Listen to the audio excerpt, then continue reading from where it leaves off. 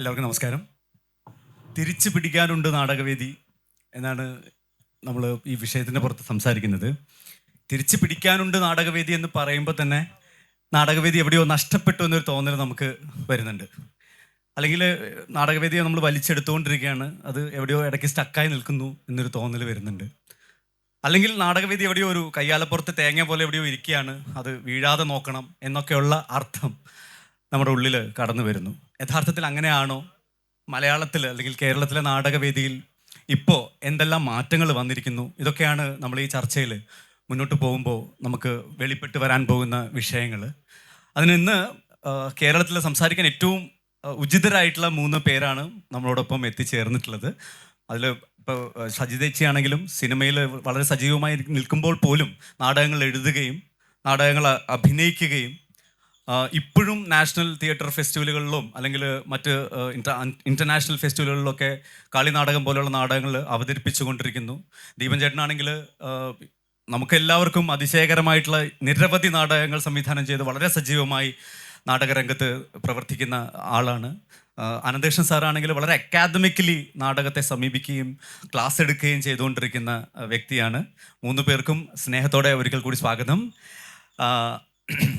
നമുക്ക് ഈ വിഷയത്തിൽ നിന്ന് തന്നെ തുടങ്ങാം.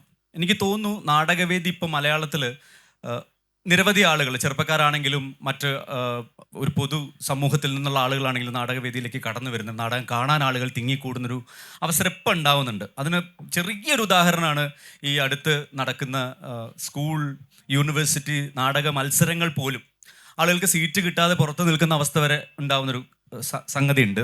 അതൊക്കെ നമ്മൾ കണ്ടതുമാണ്. അപ്പം തിരിച്ചു പിടിക്കാനുണ്ട് നാടകവേദി എങ്കിൽ എത്ര കണ്ട് നമ്മൾ തിരിച്ചു പിടിക്കണം? എങ്ങനെയാണ്? എന്താണ് അതിൻ്റെ ഒരു കണക്ക് എന്ന് പറഞ്ഞുകൊണ്ട് നമുക്ക് തുടങ്ങാം. അനന്തകൃഷ്ണൻ സാറ് സംസാരിക്കണം ആദ്യം. ഈ ചോദ്യം തന്നെ ഒരു എന്താ പറയുക, വളരെ ഒരു പ്രശ്നം ആണ് ബേസിക്കലി. കാരണം വളരെ കാലമായിട്ട് വളരെ വർഷങ്ങൾക്ക് മുമ്പ് ഇതുപോലെ ചില ചോദ്യങ്ങൾ, നാടകവേദി മരിച്ചുവോ എന്നുള്ള ചോദ്യം ഉണ്ടായിരുന്നു. ഇത് അങ്ങനെയുള്ള ചോദ്യം ഉണ്ടാവുന്നത് പലപ്പോഴും സമൂഹത്തിൽ നാടകം കൈകാര്യം ചെയ്യുന്നവരുടെ ഉള്ളിലുള്ള ഒരു ആശങ്ക, അതേപോലെ തന്നെ ഉത്കണ്ഠ, ഇതിൽ നിന്നൊക്കെ ഉണ്ടാവുന്ന ഒന്നാണ്. ഇതിനുള്ള പ്രധാന കാരണം ഇതെപ്പോഴും കേരളത്തിൻ്റെ ഒരു സാംസ്കാരിക മണ്ഡലത്തിൽ എന്നും പ്രാന്തവൽക്കരിക്കപ്പെട്ടിട്ടുള്ള ഒരു കലാരൂപമാണ്, അവതരണ രൂപമാണ് നാടകം എന്നത്. എന്നാലും ഇതിന് സമാന്തരമായിട്ട് തന്നെ പലപ്പോഴും വളരെയേറെ കഴിഞ്ഞ കുറച്ച് വർഷങ്ങളായിട്ട് വികാസം പ്രാപിച്ച് നിൽക്കുന്ന ഒന്നാണ് ഇപ്പോൾ സ്കൂൾ, പ്രിയൻ പറഞ്ഞ മാതിരി സ്കൂൾ നാടകവേദി. ഒപ്പം തന്നെ നമുക്ക് കേരളത്തിൽ ഒരു ഇപ്പോൾ ഇന്ത്യയിൽ തന്നെ നിലനിൽക്കുന്ന സർക്കാർ സപ്പോർട്ടോടുകൂടി നടക്കുന്ന ഒരു സംസ്ഥാന സർക്കാരിൻ്റെ സഹായത്തോടുകൂടി നടക്കുന്ന സഹായം, അത് വേറെ വലിയ ഇഷ്യൂ ആണത്. എന്നിരുന്നാലും ഇറ്റ് ഫോക്ക് കേരളത്തിലുണ്ട്.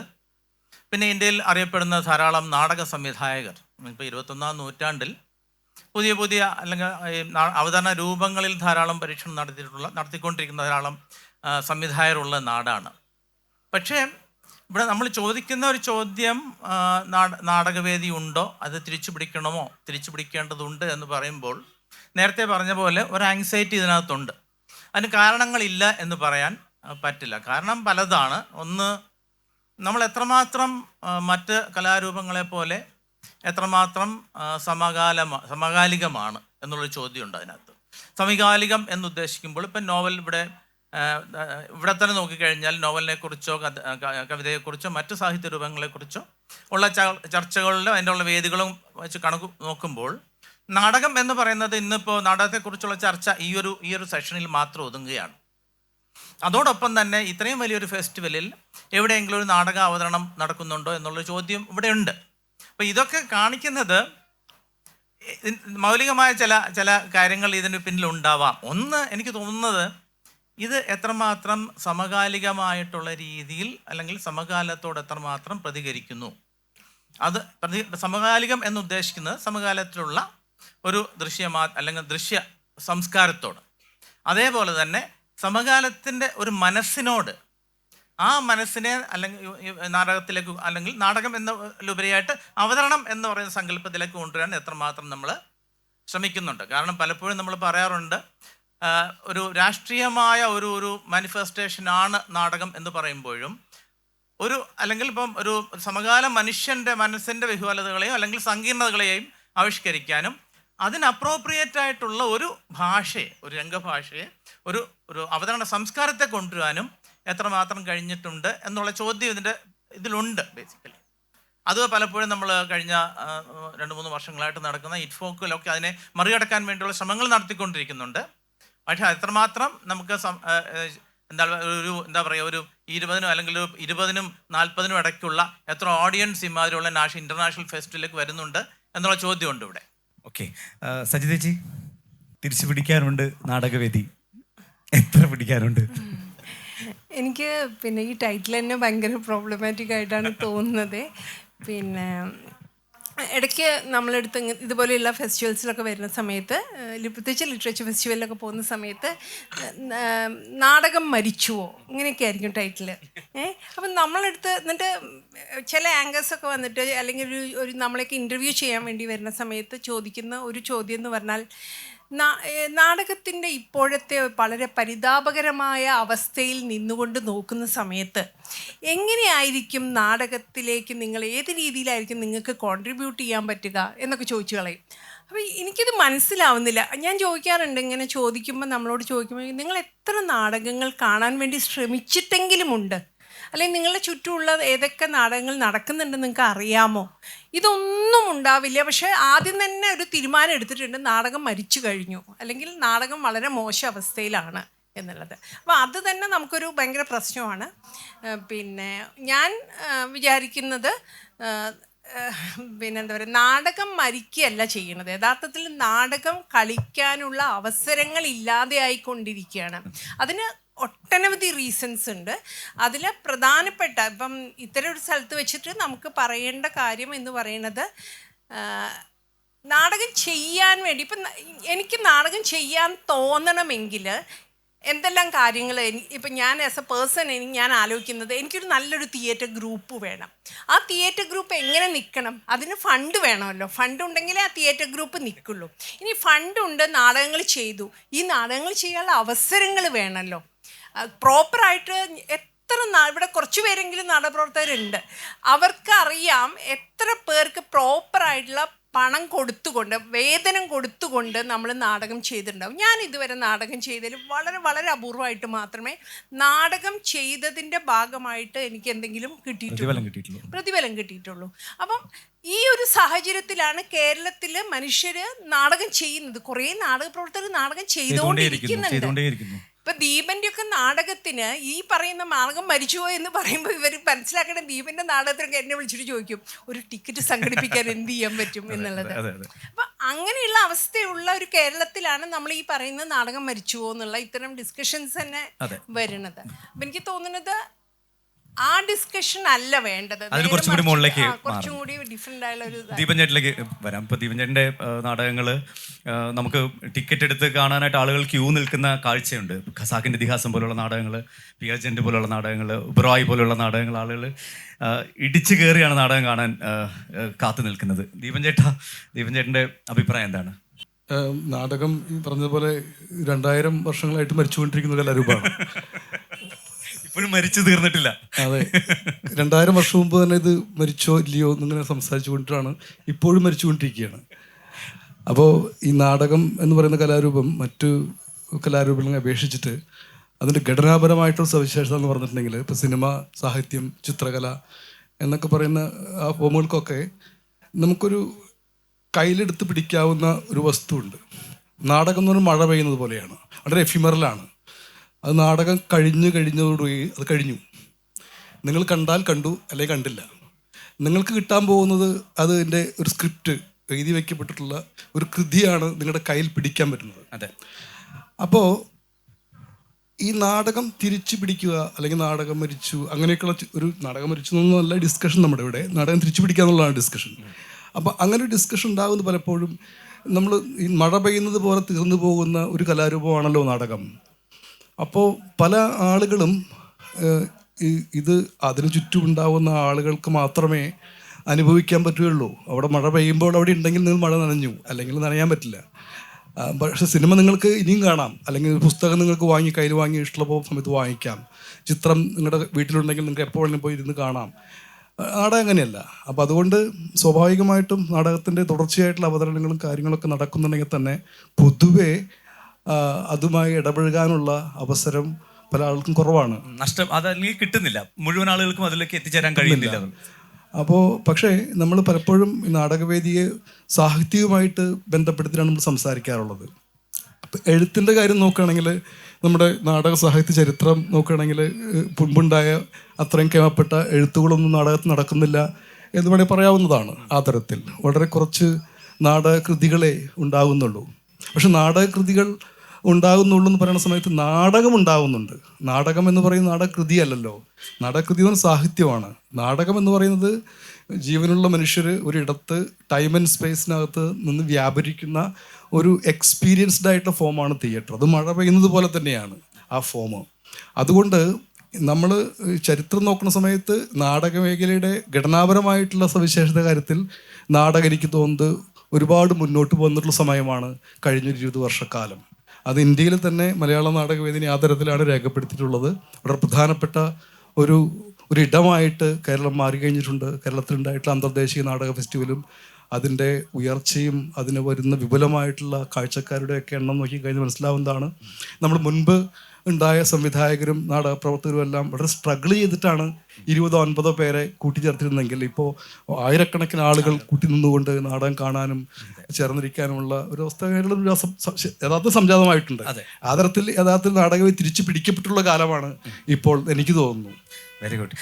ഇത് ഈ ഒരു ചിന്ത ഇങ്ങനെ നിലനിൽക്കുമ്പോൾ, നാടകവേദി തിരിച്ചു പിടിക്കാനുണ്ട് അല്ലെങ്കിൽ മരിച്ചുകൊണ്ടിരിക്കുകയാണെന്ന ചിന്ത നിലനിൽക്കുമ്പോൾ തന്നെ എനിക്ക് ചോദിക്കാനുള്ളത്, സ്റ്റേറ്റിന് ഇടപെട്ട് ചെയ്യാൻ കഴിയുന്ന കാര്യം ഞാൻ കേട്ടിട്ടുണ്ട്. ഇപ്പോൾ ഗ്രീസിലൊക്കെ പണ്ട് കാലങ്ങളിൽ, ആദ്യകാലങ്ങളിലൊക്കെ ആളുകൾക്ക് കാശ് അങ്ങോട്ട് കൊടുത്ത് നാടകം കാണിക്കുന്നൊരവസ്ഥ ഉണ്ടായിട്ട്, കാരണം ആളുകൾ നന്നാവുന്നു എന്നൊരു ചിന്തയുണ്ട്. അതുകൊണ്ട് നല്ല മനുഷ്യരുണ്ടാവുമ്പോൾ നല്ല കാലമുണ്ടാവും, നല്ല ആളുകളിലൊക്കെ സന്തോഷമുണ്ടാവുന്ന ഒരു അവസ്ഥ ഉണ്ടാവുന്നു എന്നുള്ളത് കൊണ്ട് നാടകം കാണുന്ന ആളുകൾക്ക് ഒരു നന്മ അവരിലേക്ക് ഉണ്ടാകുന്നു, അല്ലെങ്കിൽ അങ്ങനെ ഒരു സംഭവം ഉണ്ടല്ലോ. അപ്പം ഇവിടെ സ്റ്റേറ്റിന് നമുക്കൊരു ഒരു ഒരു കൾച്ചറൽ ആയിട്ട് എന്താണ് ഇനി ചെയ്യാൻ കഴിയുക? ഒരു കൾച്ചറൽ പോളിസി ഉണ്ടാക്കിയെടുക്കേണ്ട ആവശ്യമുണ്ടോ? ഈ നമ്മൾ നേരത്തെ ചോദിച്ചിട്ടുള്ള ഈ നാടകവേദി തിരിച്ചു പിടിക്കുക എന്ന് പറയുന്ന അതിനൊരു ഉപചോദ്യമായിട്ടാണല്ലോ അത് വരുന്നത്. അപ്പോൾ ആരാണ് തിരിച്ചു പിടിക്കേണ്ടത്? ആരുടെ ഉത്തരവാദിത്തമാണ് നാടകവേദി തിരിച്ചു പിടിക്കേണ്ടത്? ഇത് നാടക കലാകാരന്മാരുടെ മാത്രം ഉത്തരവാദിത്തമാണോ ഒരു നാടകം പോലൊരു കലാരൂപം തിരിച്ചു പിടിക്കേണ്ടത്? നാടകം എന്ന് പറയുന്ന കലാരൂപം നാടകക്കാരനായിട്ടുള്ളവർ മാത്രം ചെയ്യാൻ പറ്റുന്ന പ്രവൃത്തിയല്ല. കാരണം നാടകത്തിന് അതുമായി നിലനിൽക്കുന്ന ഒരുപാട് കാര്യങ്ങളുണ്ട്. കാഴ്ചക്കാർ വേണം, അത് ചെയ്യാനായിട്ടുള്ള ഇടങ്ങൾ വേണം, തിയേറ്ററുകൾ വേണം, അതിന് നാടക പ്രവർത്തകരെ സാമ്പത്തികമായി സഹായിക്കാവുന്ന സ്റ്റേറ്റിൻ്റെ സാംസ്കാരികമായിട്ടുള്ള ഇടപെടലുകൾ വേണം. അപ്പോൾ ആ തരത്തിലൊക്കെ നോക്കുമ്പോൾ ആക്ച്വലി നമ്മുടെ കേരളത്തിലെ നാടകവേദി ശരിക്കും കഷ്ടപ്പെട്ടിട്ടാണ് നിലനിൽക്കുന്നത്. കേരളത്തിൽ നാടകവേദി നിലനിൽക്കുന്നത് യഥാർത്ഥത്തിൽ കേരളത്തിലുള്ള അങ്ങോളം ഇങ്ങോട്ടുള്ള നാടക പ്രവർത്തകർ, വളരെ പാഷനേറ്റായിട്ടുള്ള നാടക പ്രവർത്തകർ ജീവിതം തന്നെ ത്യജിച്ചുകൊണ്ട് നാടകം ചെയ്യാൻ പുറപ്പെട്ടിരിക്കുന്നതുകൊണ്ട് മാത്രം നിലനിൽക്കുന്നതാണ് കേരളത്തിൽ നാടകവേദി. ഇവിടുത്തെ കേരള ഗവൺമെൻറ്റിനോ സംവിധാനങ്ങൾക്കോ യാതൊരുവിധ സാംസ്കാരിക പോളിസിയൊന്നുമില്ല. അതായത് എങ്ങനെയാണ് കലാരൂപം നിലനിൽക്കേണ്ടത്? നമ്മൾ പറയാറുണ്ട്, നാടകം എന്ന ഫോം എന്ന് പറയുന്നത് മറ്റുള്ള എല്ലാ കലാരൂപങ്ങളെ അപേക്ഷിച്ചിട്ട് അത് മനുഷ്യൻ്റെ പ്രശ്നങ്ങളും വ്യഥകളും രാഷ്ട്രീയവും സാമൂഹിക പ്രശ്നങ്ങളൊക്കെ വളരെയധികം പെട്ടെന്ന് റിഫ്ലക്റ്റ് ചെയ്യുന്നൊരു ഫോമായിട്ടാണ് നാടകത്തിനെ കാണുന്നത്. നാടകത്തിൻ്റെ അകം എന്നൊക്കെ നാടകത്തെക്കുറിച്ച് പറയുന്നത് അതുകൊണ്ടാണ്. പക്ഷേ അങ്ങനെയുള്ളൊരു ഫോം നിലനിൽക്കേണ്ടതുണ്ടോ? അതിനെന്താണ് സഹായം ചെയ്യേണ്ടത്? നമ്മളൊരു നാടകം റിഹേഴ്സ് ചെയ്യുന്ന സമയത്ത് നമുക്ക് സംഗീത നാടക അക്കാദമിയിലെ ഒരു തിയേറ്റർ വാടകയ്ക്ക് എടുക്കണമെങ്കിൽ വലിയ തുകയാണ്.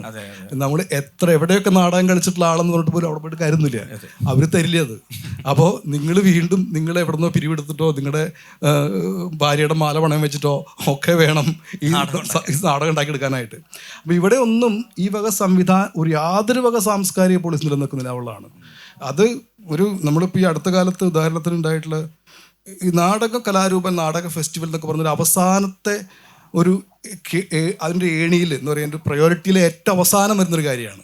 മറ്റെല്ലാ കാര്യത്തിലും പണവും കാര്യങ്ങളൊക്കെ ചിലവഴിച്ച് ബാക്കി വല്ല തുകയുണ്ടെങ്കിൽ എന്നാലും ചെറിയ കൈമടക്ക് പോലെ നിങ്ങൾ ഒരു ഫെസ്റ്റിവൽ നടത്തിക്കോ എന്നൊക്കെ പറയുന്നത് പോലെയാണ് ഈ പോളിസി എന്ന് പറയുന്നത്. അപ്പം നമ്മൾ ഈ ചർച്ച എന്ന് പറയുന്ന നാടകം തിരിച്ചു പിടിക്കുക എന്ന് പറയുന്നത് ഒരു വലിയൊരു ഇതിൻ്റെ അറ്റത്താണ് നാടകം നിൽക്കുന്നത്. അപ്പോൾ ആ തരത്തിൽ കൂടി ആ നാടകത്തിൽ കാണേണ്ടതെന്ന് എനിക്ക് തോന്നുന്നു. ഇതിപ്പോൾ എനിക്ക് തോന്നുന്നത് അനന്തകൃഷ്ണൻ സാറിനോട് ചോദിക്കാം. സാറ് ഇറ്റ് ഫോക്കിൻ്റെ ക്യൂറേറ്ററാണ്. കഴിഞ്ഞ 2 വർഷങ്ങളായിട്ട് സാറ് ക്യൂറേറ്റ് ചെയ്യുന്ന ഇപ്പോഴും സാറ് തന്നെയാണ് ചെയ്യുന്നത്. അപ്പം സാറിനോട് ചോദിക്കാനുള്ളത്, ഇറ്റ് ഫോക്ക് പോലൊരു തിയേറ്റർ ഫെസ്റ്റിവൽ കേരളത്തിൽ ഫണ്ടില്ല എന്ന് പറഞ്ഞുകൊണ്ട് നമുക്ക് നിർത്തിവെക്കാം എന്ന് ഒരു തീരുമാനമെടുക്കുന്ന അവസ്ഥയിലേക്ക് അത്ര ചെറുതാക്കി കളഞ്ഞോ എന്നൊരു ചോദ്യം. പിന്നെ എങ്ങനെയാണ് ഇവിടെ നാടകങ്ങൾ ഉണ്ടാവുക, നമ്മൾ എങ്ങനെയാണ് നാടകം കാണുക? പ്രത്യേകിച്ച് അതിപ്പോൾ ഫണ്ട് ചുരുക്കി ഈ മാസം അവസാനം നടത്തുന്നുണ്ട്. അതിൽ തന്നെ 15ഓളം അന്തർദേശീയ അന്താരാഷ്ട്ര നാടകങ്ങൾ ഉണ്ടായിരുന്നിടത്ത് അത് 7 ആക്കി ചുരുക്കിയിരിക്കുന്നു. വെറും 3 മലയാള നാടകങ്ങളാണ് ഈ വർഷം ഇറ്റ് ഫോക്ക് വേദിയിൽ കളിക്കാൻ പോകുന്നത്. ഇത് എന്തിനോ വേണ്ടി നടത്തുന്നു എന്നൊരു തോന്നൽ പോലും ഉണ്ടാകും. നടത്തുന്നു എന്നത് വലിയ സന്തോഷമുള്ള കാര്യം തന്നെയാണ്. സർ, എന്താണ് ആക്ച്വലി വാട്ട് ഈസ് ഹാപ്പനിങ്? മൊത്തത്തിൽ ഈ ഇന്നലത്തെ ബഡ്ജറ്റ് നോക്കിയാൽ നമുക്കറിയാം. ഇന്നലെ ബഡ്ജറ്റിൽ വന്നിട്ടുള്ളത് സംഗീത നാടക അക്കാദമിക്ക് കൊടുത്തിരിക്കുന്ന 9 കോടി രൂപയാണ്.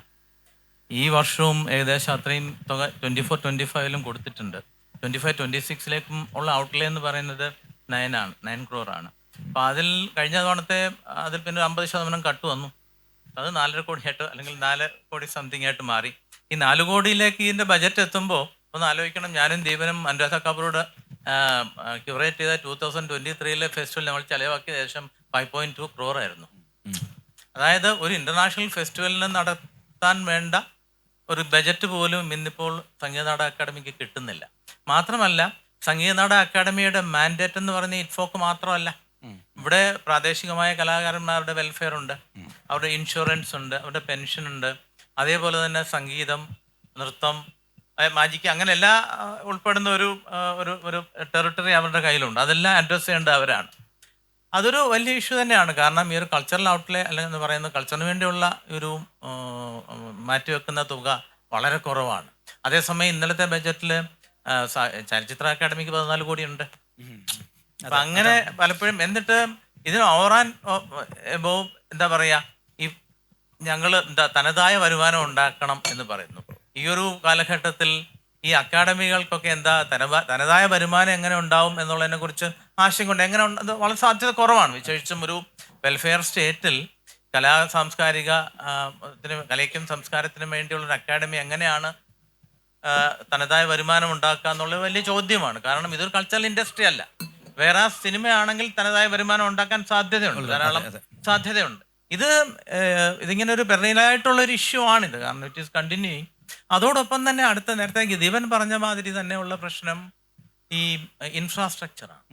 നമുക്കൊരു നാടകം റിഹേഴ്സൽ ചെയ്യണമെങ്കിലോ അല്ലെങ്കിൽ ഒരു ഫെസ്റ്റിവൽ ചെയ്യണമെങ്കിലോ അതിനുള്ള ഇൻഫ്രാസ്ട്രക്ചർ സപ്പോർട്ട് ഒരിക്കലും സംസ്ഥാനത്തെ ഒരു സ്റ്റേറ്റിൻ്റെ ഭാഗത്തുനിന്ന് ഉണ്ടാകുന്നില്ല എന്നുള്ളതൊരു വളരെ പരിതാപകരമായ ഒരു അവസ്ഥയാണ്. അത് ഇതിൽ മാത്രമല്ല, എല്ലാ അക്കാഡമികൾക്കും അല്ലെങ്കിൽ അവതരണവുമായി ബന്ധപ്പെട്ട എല്ലാ വിഷയത്തിനും ഉണ്ടാവുന്നുണ്ട്.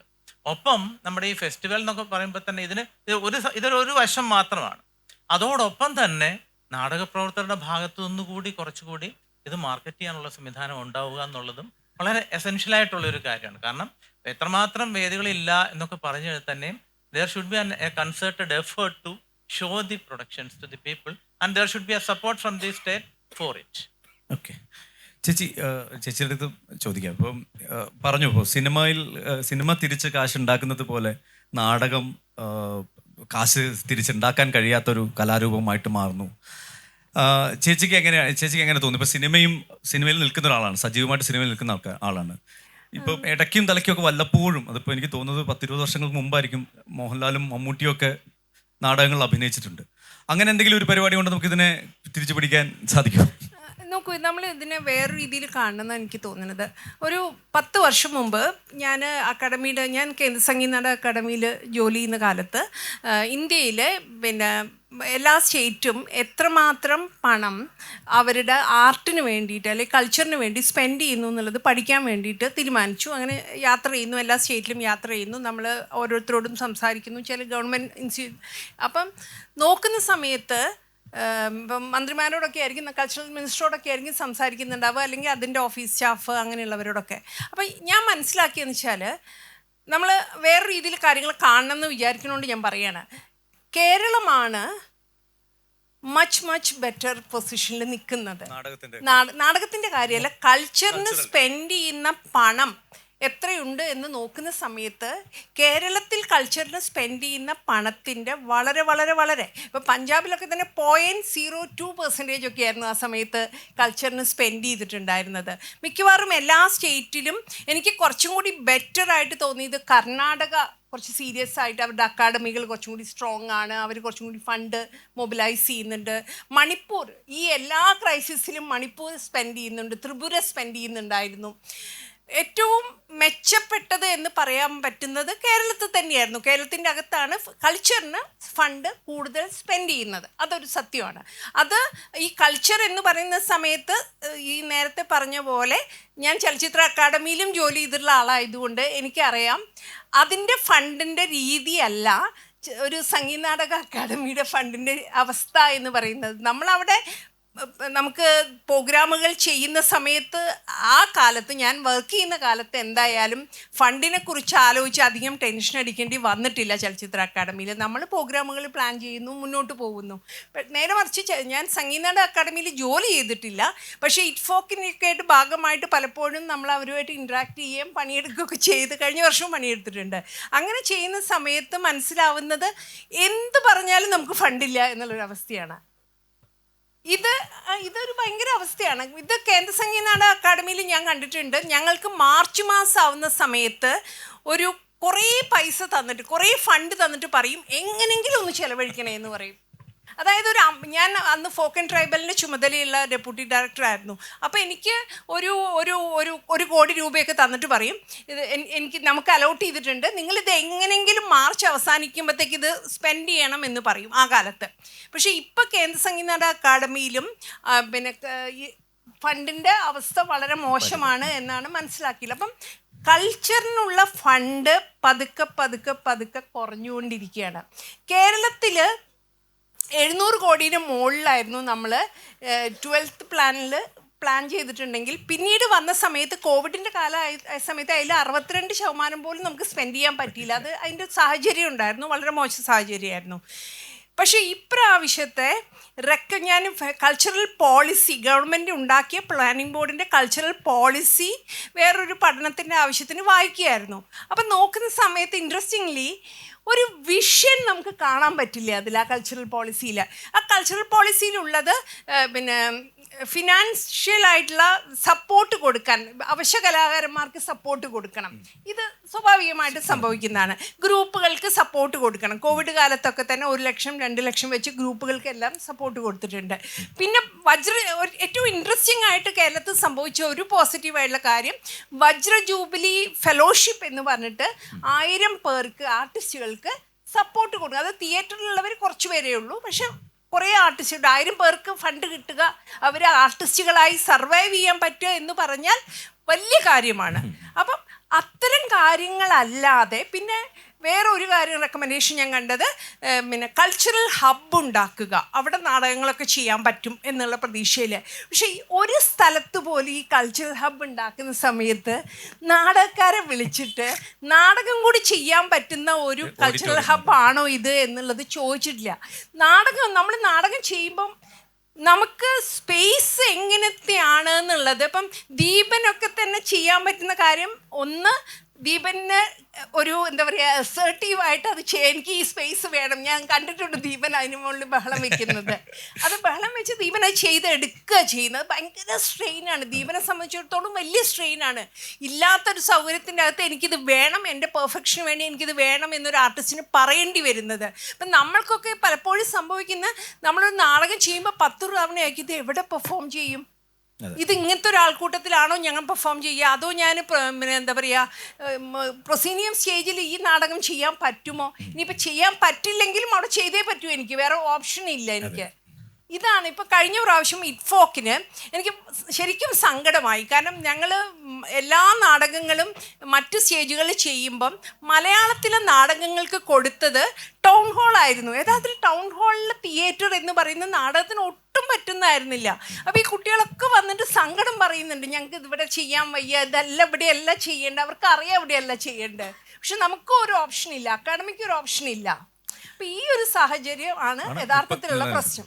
ദീപഞ്ചേട്ടാ, ഇത് വലിയൊരു പ്രശ്നമാണ്. അതായത് ഈ ലേണിംഗ് എന്ന് പറഞ്ഞ സംഗതി ഉണ്ടല്ലോ, പഠിക്കണമല്ലോ, ഇതിന് മാറ്റങ്ങൾ വരണമെങ്കിൽ പ്രശ്നങ്ങൾ പഠിക്കുക എന്ന് പറഞ്ഞ സംഗതി ഉണ്ട്. അതിനകത്ത് ഇപ്പോൾ നാടകം പഠിക്കുന്ന സ്റ്റുഡൻസോ അല്ലെങ്കിൽ നാടകം ചെയ്യാൻ ആഗ്രഹിക്കുന്ന ആൾക്കാരോ ഇവിടെ അങ്ങനെ ഒരു ഇൻഫ്രാസ്ട്രക്ചർ അല്ലെങ്കിൽ നാടകത്തിന് പറ്റിയ വേദികൾ ഒരുക്കിയെടുക്കാൻ വേണ്ടി എന്താണ് ചെയ്യാൻ കഴിയുക? ആൾക്കാർക്ക് എങ്ങനെയാണ് അതിനകത്തേക്ക് ഇടപെടാൻ കഴിയുക? അത് നാടകത്തിന് വേദിയിൽ ഉണ്ടാക്കുക എന്നുള്ളതാണ്.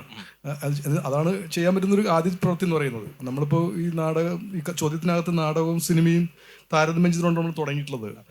ഒന്ന്, ഈ താരതമ്യം ശരിക്കും തീരെ ചെയ്യാൻ പറ്റുന്നതല്ല സിനിമയും നാടകങ്ങളുടെ താരതമ്യം എന്ന് പറയുന്നത്. നോക്കൂ, സിനിമ എന്ന് പറയുന്ന ഒരു സംവിധാനത്തിന് കേരളത്തിൽ അതിനൊരു പ്രൊഡക്ഷൻ സംവിധാനങ്ങളുണ്ട്, അതിന് വിതരണ സംവിധാനങ്ങളുണ്ട്, അത് കൃത്യമായിട്ടുള്ള ഒരു പേയ്മെൻറ്റ് സംവിധാനങ്ങൾ നിലനിൽക്കുന്നുണ്ട്. ടു ആൻ എക്സ്റ്റെൻറ്റ് ഒരു ചട്ടക്കൂടുണ്ട്. അത് ഉണ്ടായിക്കഴിഞ്ഞാൽ അത് കാണിക്കാവുന്ന തിയേറ്ററുകളുണ്ട്, അതിന് സർക്കാർ സംവിധാനമുണ്ട്, അതിന് ഫെസ്റ്റിവലുണ്ട്, അത് എസ്റ്റാബ്ലിഷ്ഡ് ആണ്, അതിന് ഒരുപാട് കാണികളുണ്ട്, അതെങ്ങനെ വിതരണം ചെയ്യണമെന്നും എങ്ങനെ പോസ്റ്റ് ഒട്ടിക്കാൻ പോലുള്ള സംവിധാനം അടങ്ങി തുടങ്ങുന്ന വലിയൊരു സംവിധാനത്തിനുള്ളിൽ നിന്നുകൊണ്ടാണ് കലാരൂപം പ്രവർത്തിക്കുന്നത്. നോക്കൂ, നമ്മൾ അവിടെ അങ്ങനെ ഒരു കലാരൂപമായിട്ടാണ് നാടകത്തെ നമ്മൾ താരതമ്യം ചെയ്യുന്നത്. അവിടെ ഈ സംവിധായകനാണ് ഈ പോസ്റ്റ് ഒട്ടിക്കുന്നത്, സംവിധായകനാണ് ഈ പണം സംഘടിപ്പിക്കുന്നത്, സംവിധായകനാണ് ആളുകളെ ഈ നാടകം അഭിനയിക്കാനുള്ള ആളുകളെ കൂട്ടുന്നത്. ഇതെല്ലാം ചെയ്യുന്നത് വളരെ ചുരുങ്ങിയ 1, 2, 3 ആളുകളാണ് എന്ന് പറഞ്ഞാൽ ഈ പറയുന്ന ഒരു തരത്തിലുള്ള സംവിധാനം അവിടെ നിലനിൽക്കുന്നില്ലെന്ന് ചുരുക്കം. അപ്പോൾ അവിടെയാണ് നമ്മളൊരു നാടകം കളിക്കാനായിട്ട് ഒരു നാടകത്തിനൊരു സ്പേസ് നമ്മൾ ആവശ്യപ്പെടുന്ന സമയത്ത് അക്കാഡമി അല്ലെങ്കിൽ കേരളത്തിൽ തൃശ്ശൂരിലുള്ള സംഗീത നാടക അക്കാദമിയുടെ ഇടങ്ങളാണ് നാടകം കളിക്കാൻ അനുയോജ്യമായിട്ടുള്ള ചില ഇടങ്ങൾ. കേരളത്തിലെ എല്ലാ ഡിസ്ട്രിക്റ്റുകളിലും ടൗൺ ഹാളുകളുണ്ട്. ടാഗോർ തിയേറ്റർ എന്ന് പറയാം അതിന്.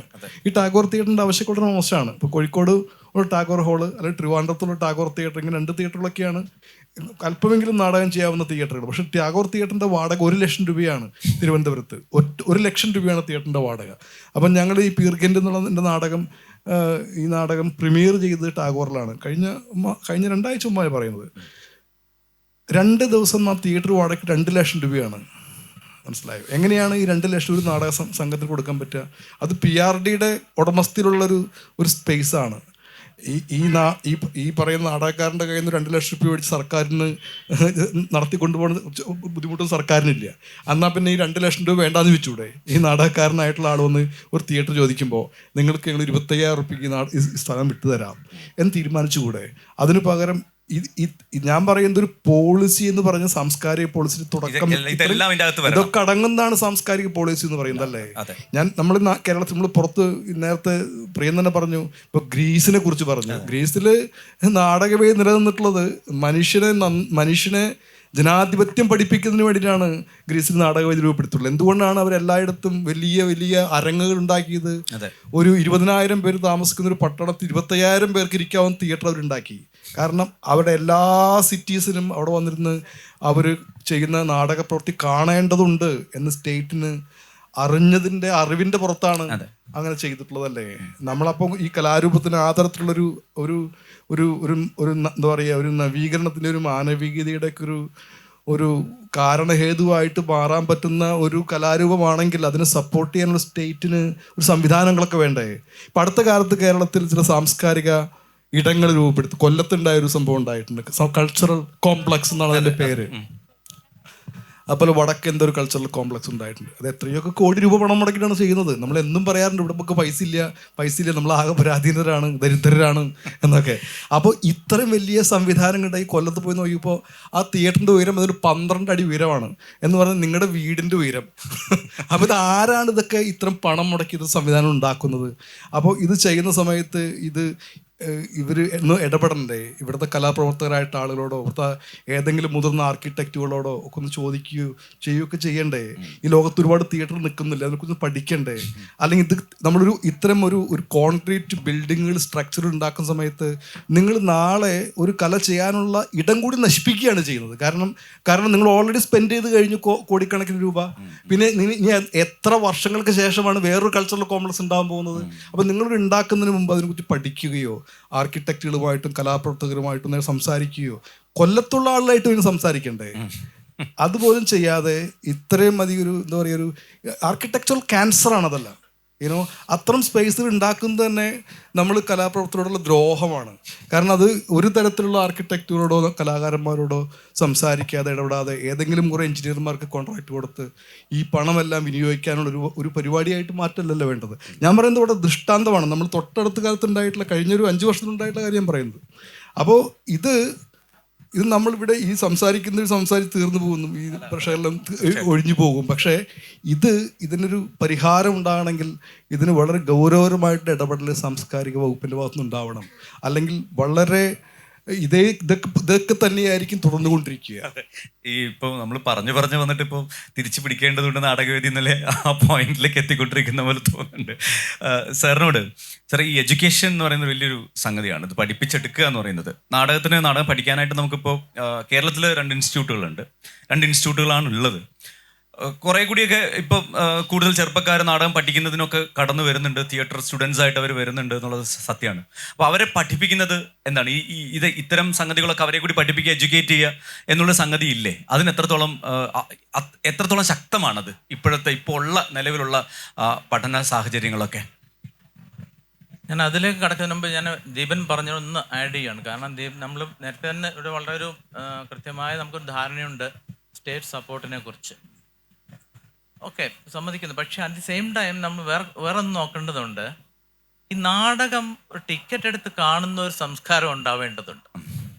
കാരണം ഇപ്പോഴും എന്താ പറയുക, ആർട്ടിസ്റ്റ് എന്ന് പറയുന്നത്, അല്ലെങ്കിൽ ഇപ്പോൾ ഉദാഹരണത്തിന് ഇപ്പം ഫിലിം, നമ്മൾ ഈ ഫിലിം കാണുന്നവർ തന്നെ നാടകത്തിന് പോകുമ്പോൾ they are very difficult to take a ticket. Free ആയിട്ട് കിട്ടേണ്ട സാധനമാണ്. അതെ പലപ്പോഴും നാടകം പഠിക്കുന്ന വിദ്യാർത്ഥികൾ തന്നെ രാഗം തിയേറ്ററിൽ പോയിട്ട് 150 രൂപ കൊടുത്ത് ടിക്കറ്റ് എടുത്തൊരു സിനിമ കണ്ടിട്ട് തിരിച്ച് അക്കാഡമിയിൽ വന്നിട്ട് ചോദിക്കും, ഞങ്ങൾ നാടകം പഠിക്കുന്ന കുട്ടികളാണ്, ഞങ്ങൾക്ക് ഫ്രീ ആയിട്ട് കയറ്റി വിടണമെന്ന് പറയും.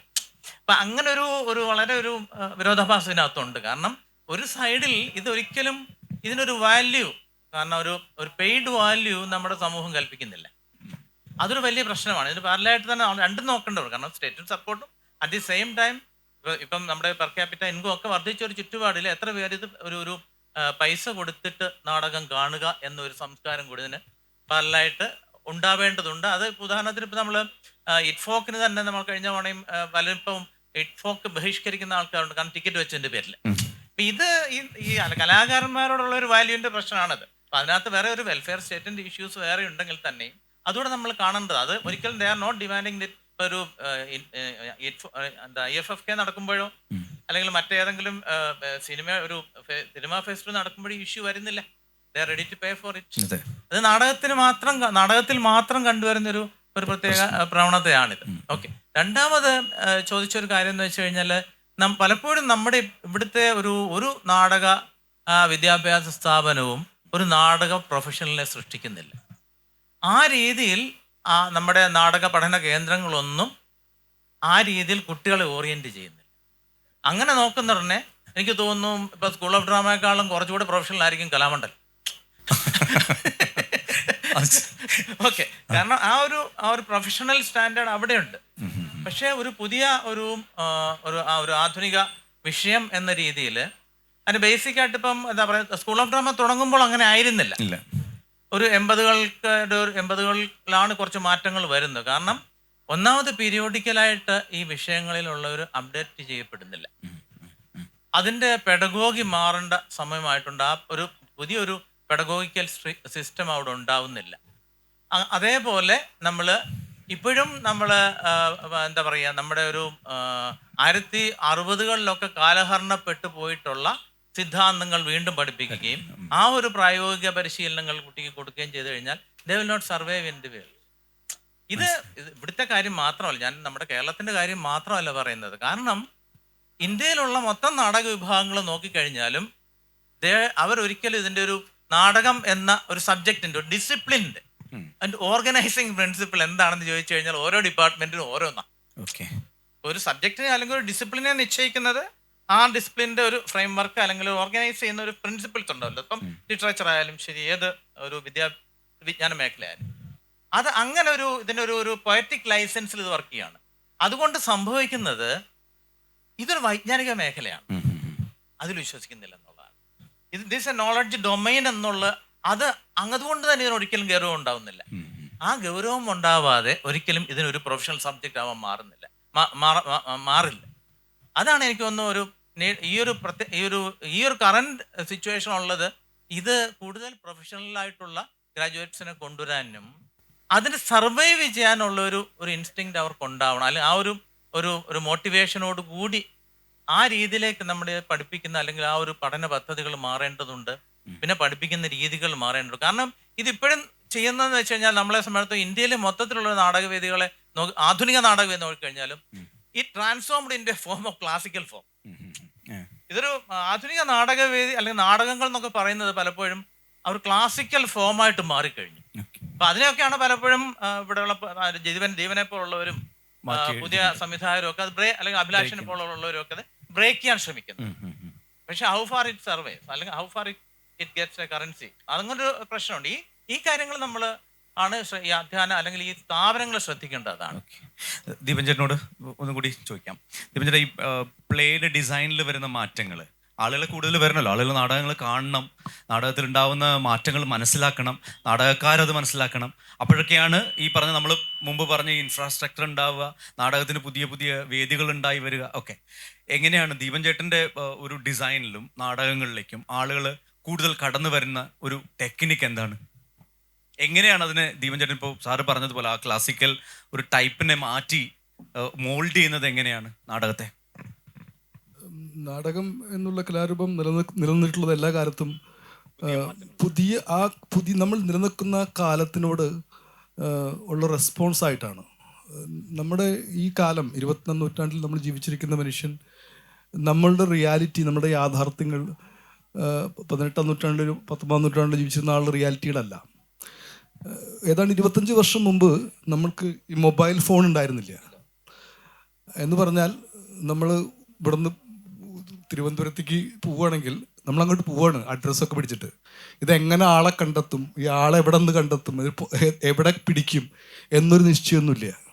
നമ്മളൊരു കത്ത് എഴുതിയിരുന്നെങ്കിൽ മറുപടി കിട്ടുന്നത് ഒരു മാസം കഴിഞ്ഞിട്ടാണ്.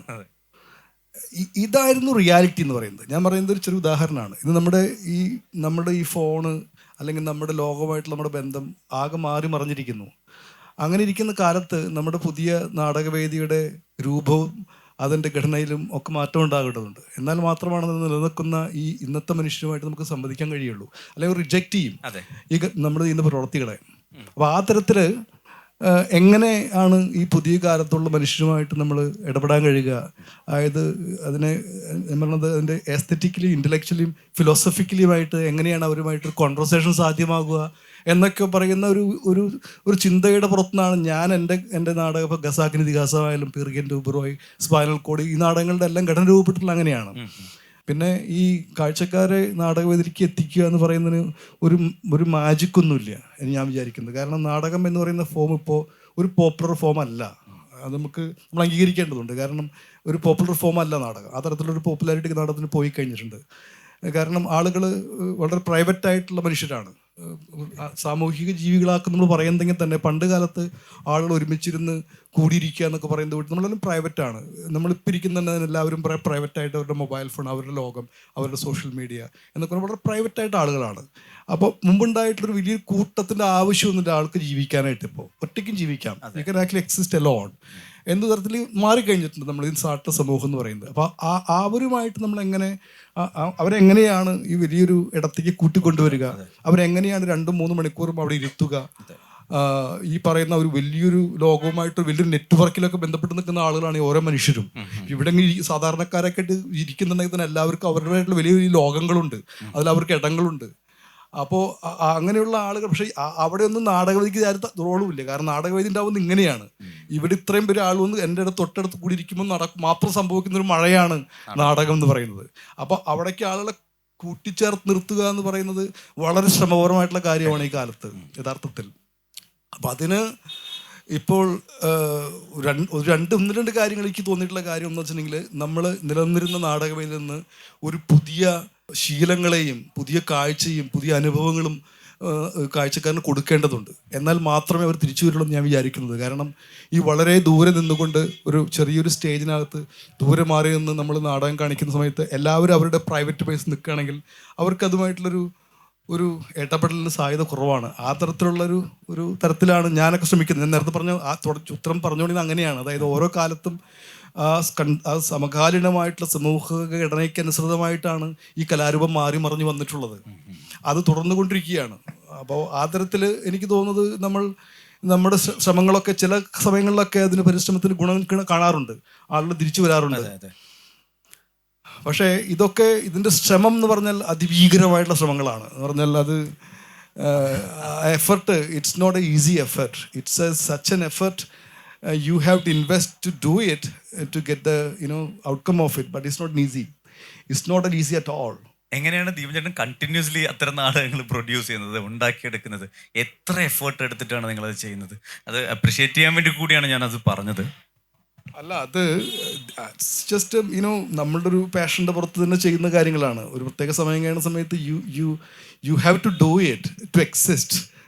നിങ്ങൾക്ക് നിലനിൽക്കണമെങ്കിൽ ചെയ്തേ പറ്റൂ എന്ന് പറഞ്ഞ കാര്യമുണ്ട്. അത് it's not that you doing for anybody else, you doing it for yourself rather. അത് സാധ്യമാകുന്നൊരു പക്ഷേ നമ്മുടെ കൂടെ നിൽക്കാവുന്ന ഒരു കൂട്ടം കലാകാരന്മാർ, അതേപോലെ തന്നെ ഭ്രാന്തുള്ള കുറേ ആളുകൾ കൂടെ നിൽക്കുന്നതുകൊണ്ട് സംഭവിക്കുന്ന കാര്യങ്ങളാണതൊക്കെ. അത് എനിക്ക് തോന്നുന്നില്ല അത് എല്ലാ കാലത്തും തുടർച്ചയൊന്നും ചെയ്യാൻ പറ്റുമ്പോൾ നിർബന്ധമൊന്നുമില്ല. പക്ഷേ അതൊരു പ്രത്യേക സമയം വരെ നടന്നു പോകാം. അത് മുമ്പ് സംഭവിച്ചിട്ടുണ്ട്. ഇപ്പോൾ ജോസ് ചെറുമൽ പോലുള്ള ഒരു ആളുടെ ഒരു കാലഘട്ടം, അല്ലെങ്കിൽ അങ്ങനെ ഒരുപാട് സമയം നമുക്ക് മുൻപുണ്ടായിട്ടുള്ള സമയമുണ്ട്. കാവാലം നാരായണ പണിക്കർ സാറിൻ്റെ ഒരു നാടകവേദി നിലനിന്നിട്ടുള്ള കാലം നമുക്കറിയാം. അത് ഓരോ സമയത്തും പല ആളുകളും അങ്ങനെ വർക്ക് ചെയ്തിട്ടുണ്ടെന്ന് എനിക്ക് തോന്നുന്നത്. അത് തുടർച്ചയും അങ്ങനെ സംഭവിക്കും. പക്ഷെ ഇതിനൊക്കെ തുടർച്ചയായിട്ട് നമ്മൾ ഇതിനെന്താണ് ഇതൊക്കെ ഒരു കൺസോളിഡേറ്റഡ് ആയിട്ടൊരു ഔട്ട്കം ഉണ്ടാവുന്നുണ്ടോ എന്ന് വെച്ചാൽ എനിക്കറിയില്ല. അങ്ങനെ ഉണ്ടാവുന്നുണ്ടോയെന്ന് വെച്ച് കഴിഞ്ഞാൽ അത് നമുക്ക് we have to wait and see, കാത്തിരുന്ന് കാണണം. സജിതേച്ചി, ഇപ്പം ദീപൻ ചേട്ടൻ പറഞ്ഞത് തന്നെ നമ്മൾ ആ ഒരു നിലയിലേക്ക് തന്നെയാണ് പോകുന്നത്. കാഴ്ചക്കാരുടെ ഒരു അപ്രോച്ച് എങ്ങനെയാണ് പലപ്പോഴും നാടകത്തിലേക്ക് കടന്നു വരുമ്പോൾ ഉണ്ടാകുന്നത്? എങ്ങനെയാണ് ആളുകൾ കൂടുതൽ നാടകം, ചേച്ചിയെടുത്ത് സംസാരിക്കാറുണ്ടോ ആളുകൾ നാടകത്തിനെ കുറിച്ച് എപ്പോഴെങ്കിലും? ഒരു നാടകക്കാരി എന്ന നിലയിൽ ചേച്ചി റെക്കഗ്നൈസ് ചെയ്യപ്പെടുന്ന സ്ഥലങ്ങൾ എങ്ങനെയാണ്? നാടകക്കാരിയായി എന്നെ ആളുകൾ അറിയുന്നത് നാടകപ്രവർത്തകർക്ക് ഞാൻ നാടകക്കാരിയാണെന്ന് അറിയിണ്ടാവും, അല്ലാത്തവർക്ക് അറിയാനുള്ള സാധ്യത കുറവാണ്. ഞാൻ വെറുതെ ഒരു ഉദാഹരണം പറയാം. ഞാൻ ഷട്ടറിന് എനിക്ക് സ്റ്റേറ്റ് അവാർഡ് കിട്ടിയ സമയത്ത് എൻ്റെ അടുത്ത് ഇൻ്റർവ്യൂ ചെയ്യാൻ ആൾക്കാർ വരുന്ന സമയത്ത് അവർ വിചാരിക്കുന്നത് ആദ്യമായി അഭിനയ രംഗത്തേക്ക് വന്ന ഒരാളാണ്. അപ്പം ഞാൻ പറഞ്ഞു, ഞാനൊരു 10-15 വർഷമായിട്ട് ഇവിടെ ഉണ്ട്, 15 വർഷമായിട്ട് ഞാൻ നാടകമൊക്കെ ചെയ്യുന്നുണ്ട്. പക്ഷേ നാടകം ചെയ്തത് ഒരിക്കലും ആരുടെയും മുന്നിലേക്ക് എത്തില്ല, അല്ലെങ്കിൽ വളരെ വളരെ അപൂർവമായിട്ട് അത് എത്തുള്ളൂ. പിന്നെ പക്ഷേ സിനിമയിൽ നിങ്ങൾ ഒരു സിനിമ ചെയ്താലും ആളുകൾ അറിയും. അപ്പം ഒരു ആക്ട്രസ് എന്നുള്ള നിലയ്ക്ക് ഒരു പക്ഷേ, അല്ലെങ്കിൽ ഒരു ഡയറക്ടർ എന്നുള്ള നിലയ്ക്ക് ആളുകൾക്ക് സന്തോഷമുള്ള, നമുക്ക് എല്ലാവർക്കും ആളുകൾ നമ്മളെ റെക്കഗ്നൈസ് ചെയ്യുന്നു, നമ്മളെ സപ്പോർട്ട് ചെയ്യുന്നു, അല്ലെങ്കിൽ നമുക്ക് എന്താ പറയുക, നമ്മളെ അപ്രീസിയേറ്റ് ചെയ്യുന്നു എന്നുള്ളത് വളരെ സന്തോഷമുള്ള കാര്യം. എല്ലാ ആർട്ടിസ്റ്റിനും അത് വേണ്ടതുമാണ്, യാതൊരു സംശയവുമില്ല. പക്ഷേ അല്ലാതെ എന്താ പറയുക, ഒരു നാടകപ്രവർത്തകയാണ് എന്നുള്ള രീതിയിൽ എന്നെ അറിയുന്ന ആളുകളുടെ എണ്ണം എന്ന് പറയുന്നത് കുറവ് തന്നെയായിരിക്കും. പക്ഷെ മറ്റു പലവരെയും അപേക്ഷിച്ച് എന്നെ അറിയുമായിരിക്കും നാടകപ്രവർത്തക എന്നുള്ള നിലയ്ക്ക്. പക്ഷേ നോർമലി നാടകപ്രവർത്തകരെ അറിയുന്നത് കുറവ് തന്നെയാണ്. അല്ലെങ്കിൽ പിന്നെ അത്രയും ഇപ്പം ഗോപാലിനെ പോലെയുള്ള ഒരു ആർട്ടിസ്റ്റിനെ അറിയുമായിരിക്കും, കാരണം ഗോപാലൻ കുറേ വർഷങ്ങളായി ചെയ്യുന്ന. ജോസ്പീനെ എല്ലാവർക്കും അറിയുമായിരിക്കും അങ്ങനെ, അല്ലെങ്കിൽ ജെയിംസിനെ അറിയുമായിരിക്കും അങ്ങനെ, അല്ലെങ്കിൽ ശർമാജീനെ അറിയുമായിരിക്കും അങ്ങനെ. കുറച്ച് പേരൊക്കെ ഉണ്ട്. അപ്പോൾ അമലിനെ അറിയാം. സ്ത്രീകളിൽ പണ്ട് ശ്രീലതേനെ നന്നായിട്ട് എല്ലാവർക്കും അറിയുമായിരുന്നു. അങ്ങനെ കുറച്ച് പേര്, അത് നാടകം സ്ഥിരമായി കാണുന്ന ആളുകൾക്ക് മാത്രമേ നാടകപ്രവർത്തകരെ അറിയുള്ളൂ. ഈ ഒരു പ്രശ്നം ഉണ്ടല്ലോ, നമ്മൾ ആ ഒരു ലൈവ് ആർട്ടാണല്ലോ, അവിടെ വെച്ച് കണ്ടവർക്ക് മാത്രമേ നമ്മൾ അറിയുള്ളൂ. അത് കഴിഞ്ഞാൽ പിന്നെ നമ്മളില്ല, നമ്മൾ ഇത്രയും കാലം ഞാൻ ഇത്രയും നാടകങ്ങൾ ചെയ്തിട്ടുണ്ടെന്ന് പറഞ്ഞാൽ വെറുതെ പുളു അടിക്കാതെ എന്നുള്ള രീതിയിലേ പറയുള്ളൂ. അപ്പം അത് ഭയങ്കര ഡിഫറെൻ്റ് ആണ്. ഒരു കാര്യം കൂടി ഞാൻ പറഞ്ഞ് അവസാനിപ്പിച്ചോട്ടെ. എനിക്ക് പിന്നെ ഇപ്പം ദീപൻ നമ്മൾ ആദ്യം സംസാരിച്ച് തുടങ്ങിയ ഒരു കാര്യത്തിനെ കുറിച്ചിട്ടാണ് എനിക്ക് പറയാനുള്ളത്. കേരളത്തിൽ അത്യാവശ്യമായിട്ട് വേണ്ടത് ഒരു കൾച്ചറൽ പോളിസി, ഒരു വിഷൻഫുൾ ആയിട്ടുള്ള ഒരു കൾച്ചറൽ പോളിസിയാണ്. ഇപ്പം ഇന്ത്യയിൽ പിന്നെ അക്കാഡമികളെ കുറിച്ച് പഠിക്കാൻ ഹക്സർ കമ്മിറ്റി പോലെയുള്ള കമ്മിറ്റികൾ വന്നിട്ടുണ്ടായിരുന്നു. ഒരു പീരീഡ് കഴിഞ്ഞ സമയത്ത് 1958 മുതൽ പിന്നീട് ഒരു 70s 80s ആവുന്ന സമയത്ത് ഇത്തരം കമ്മിറ്റികളെ വെച്ച് പഠിച്ചിട്ടുണ്ടായിരുന്നു. അങ്ങനെ ഒരു പഠനം ഇതുവരെ കേരളത്തിൽ ഉണ്ടായിട്ടില്ല. യഥാർത്ഥത്തിൽ കേരളത്തിൽ ഒരു എത്ര സാംസ്കാരിക സ്ഥാപനങ്ങൾ, ആര് മരിച്ചാലും അവർക്ക് പേരിലൊരു സ്ഥാപനം നമ്മൾ ഉണ്ടാക്കും. അങ്ങനെയുള്ള സാംസ്കാരിക സ്ഥാപനങ്ങൾക്ക് പണം ഡിവൈഡ് ചെയ്ത് പോയി ആർക്കും യഥാർത്ഥത്തിൽ ഒന്നും ചെയ്യാൻ പറ്റാത്തൊരവസ്ഥയിലേക്കാണ് കാര്യങ്ങൾ പോയിക്കൊണ്ടിരിക്കുന്നത്. ഈ ഓരോ സ്ഥാപനങ്ങളുടെയും എന്താണ് വിഷൻ എന്നും അതൊന്ന് റീതിങ്ക് ചെയ്യുകയും റീവർക്ക് ചെയ്യുകയൊക്കെ ചെയ്യേണ്ട സമയമായിട്ടുണ്ട്. യഥാർത്ഥത്തിൽ അത് നാടകവേദിനെ തീർച്ചയായിട്ടും ഹെൽപ്പ് ചെയ്യും എന്നാണ് ഞാൻ വിചാരിക്കുന്നത്. ഒരു കൺക്ലൂഷൻ നോട്ട് ഞാൻ അനന്ത സാറിനോടാണ് ചോദിക്കുന്നത്. സർ, ഇപ്പോൾ ചേച്ചി പറഞ്ഞ പ്രശ്നങ്ങളുണ്ടല്ലോ, എങ്ങനെയാണ് ഇതിലേക്ക് ഇത് കടന്നു വരിക, തിരിച്ചു പിടിക്കുക എന്നൊക്കെയുള്ള സംഗതികളാണ് നമ്മൾ സംസാരിച്ചുകൊണ്ടിരുന്നത്. ആസ് എ ഒരു ഇതിൻ്റെ ഒരു മൊത്തത്തിലുള്ളൊരു തുകയിൽ ഇപ്പോൾ നമ്മൾ ഇത്ര നേരം സംസാരിച്ചു കൊണ്ടിരുന്ന ആകെ കാര്യങ്ങളിൽ നിന്ന് സാറിന് ഒരു കൺക്ലൂഷൻ നോട്ട് എങ്ങനെ പറയാൻ പറ്റും? അതിൽ ഞാൻ ഈ ഒരു എന്ന ഫെസ്റ്റിവലിലേക്ക് തന്നെ എത്തുന്നത്, ഉദാഹരണത്തിന് ഇപ്പോൾ ഒരു 6 വർഷം, എനിക്ക് തോന്നുന്നു 6ാമത്തെ എഡിഷനാണെന്ന് തോന്നുക. അപ്പോൾ ഞാൻ 18 വന്നിട്ടുണ്ട്. അപ്പം എനിക്ക് തോന്നുന്നു ഇത് ഏകദേശം ഒരു 14,000 പേരുടെ സബ്സ്ക്രിപ്ഷൻ ഇപ്പോൾ തന്നെ ഉണ്ട് ഇതിനുണ്ട്. എന്തുകൊണ്ടാണ് ഇങ്ങനെ ഒരു ലിറ്ററേച്ചർ ഫെസ്റ്റിവലിന് ഇത്രയും സബ്സ്ക്രിപ്ഷൻസ് ഉണ്ടാവുകയും ഇപ്പം തന്നെ ഏകദേശം 4-5 വെന്യൂകളിലായിട്ട് കാര്യങ്ങൾ നടന്നുകൊണ്ടിരിക്കുന്നുണ്ട് ഇല്ലേ? അതിൻ്റെ ഒരു കാരണം എന്ന് വെച്ച് കഴിഞ്ഞാൽ they expect something from here. Yes. And they can interact with something which are familiar to them. And at the same time അതേപോലെ തന്നെ അവരുമായി ബന്ധപ്പെട്ട എന്തൊക്കെ ഇവിടെ നടക്കുന്നുണ്ടെന്നൊരു ധാരണയുണ്ട്. ആ ഒരു ധാരണ ഒരിക്കലും നമ്മുടെ നാടകവേദിക്ക് കഴിഞ്ഞിട്ടില്ല. അങ്ങനെ ഒരു നാടകവേദി ഉണ്ടാവുകയാണെങ്കിൽ തീർച്ചയായിട്ടും അതിന് സബ്സ്ക്രിപ്ഷൻസും ഓഡിയൻസും ഉണ്ടാവും. അങ്ങനെയുള്ള നാടകങ്ങൾ ഉണ്ടാവുമ്പോഴൊക്കെ അതിന് ആൾക്കാരുണ്ട്. ഉദാഹരണത്തിന് അടുത്ത എനിക്ക് തോന്നുന്നു ഏറ്റവും കൂടുതൽ അങ്ങനെയുള്ള സബ്സ്ക്രിപ്ഷൻ ഉള്ളത് ദീപനായിരിക്കും. ഒരു പുതിയ ഒരു കാലഘട്ടത്തിൽ അതിനെ പലപ്പോഴും ആൾക്കാർ കിട്ടുന്നുണ്ട്. അപ്പം അത് എനിക്ക് തോന്നുന്നു ഇതൊരു നമ്മൾ അതിനെക്കുറിച്ച് നമ്മൾ പഠിക്കേണ്ടതുണ്ട്. കാരണം ഒന്ന് നേരത്തെ പറഞ്ഞ മതി, അതിൻ്റെ ഒരു ഫിനാൻഷ്യൽ ആയിട്ടുള്ള ഒരു ഓഡിയൻസിൻ്റെ റെസ്പോൺസിബിലിറ്റി, അതേപോലെ തന്നെ നമ്മുടെ ഈ എന്താ പറയുക അങ്ങനെയുള്ള നാടകങ്ങൾ ഉണ്ടാകേണ്ടതുണ്ട്. കാരണം പലപ്പോഴും നേരത്തെ ഞാൻ പറഞ്ഞ മാതിരി തന്നെ ഒരു നിരന്തരമായൊരു എന്താ പറയുമ്പോൾ ഒരു മോഡേണിറ്റിയുടെ സ്റ്റീരിയോ ടൈപ്പുകളായിട്ട് പലപ്പോഴും ഒരു ഫോർമുലകൾ അങ്ങനെ ഒരു ഫോർമുല മാറിയിട്ടുണ്ട്. പലപ്പോഴും എന്ന് വെച്ച് കഴിഞ്ഞാൽ പലപ്പോഴും നമ്മളിപ്പോൾ സെലക്ഷൻ അല്ലെങ്കിൽ ക്യൂറേഷനുമായി ബന്ധപ്പെട്ട് വരുന്ന ഉടനെ ഒരേ സ്റ്റൈലിലുള്ള അല്ലെങ്കിൽ ഒരേ 10-40 നാടകങ്ങളുണ്ടാവും. ഒരേപോലെ തന്നെയുള്ള ഒരേ ഫ്രെയിം വർക്കിലുള്ള. പക്ഷെ അത് നമ്മളെ ഇപ്പോൾ ഒരു നാടകം, നമ്മൾ ആർട്ടിസ്റ്റാണ്, നമ്മൾ നാടകം ചെയ്യുമ്പോൾ it's our perception that people will receive it. പക്ഷേ ഓഡിയൻസ് ആണ് മോർ ഇമ്പോർട്ടൻറ്റ്.